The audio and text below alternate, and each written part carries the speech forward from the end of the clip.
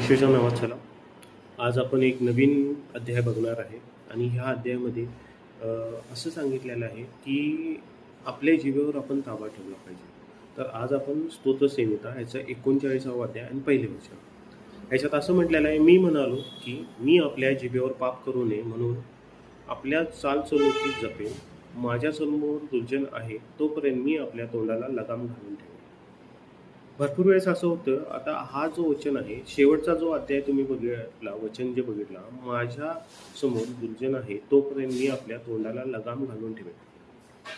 आता भरपूर वेळेस आपल्या अपोजिट लोक येतात आपल्या जीवनात आणि काय होतात, आपल्याला उत्सुक करतात किंवा आपल्याला चेतवतात आणि आपल्या तोंडून काय तर वाईट निघावं किंवा आपल्याला राग यावा, आपण काय तर करावं, अशी सिच्युएशन येते. तर प्रत्येक वेळेस तुम्ही ही सिच्युएशन जी आहे ती इग्नोर करायला पाहिजे. आणि मेन म्हणजे कसं असतं की अशा सिच्युएशनमध्ये तुम्ही गप्प राहणे खूप गरजेचं आहे. समोरचा जरी म्हटला की हा भिला आहे, काय केलं आहे, तरी पण आपण गप्प राहायचं आहे आणि आपल्या तोंडून वाईट निघू नये. आपण स्वतःला कंट्रोल केलं पाहिजे.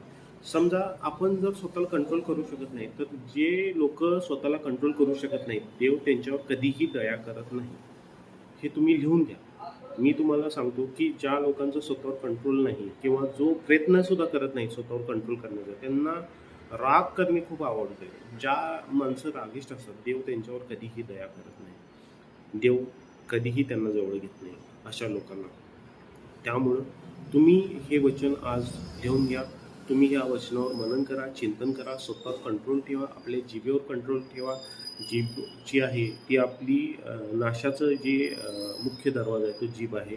त्यामुळं ती कंट्रोलमध्ये ठेवणे खूप गरजेचं आहे. जो माणूस जिभेला कंट्रोल करत नाही, तो आयुष्यात कुठलीही गोष्ट करू शकत नाही किंवा कुठेही जाऊ शकत नाही किंवा देवाच्या जवळ जाऊ शकत नाही. हे खूप महत्त्वाचं आहे.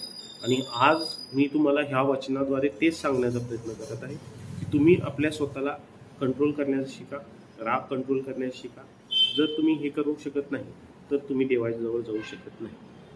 आमेन.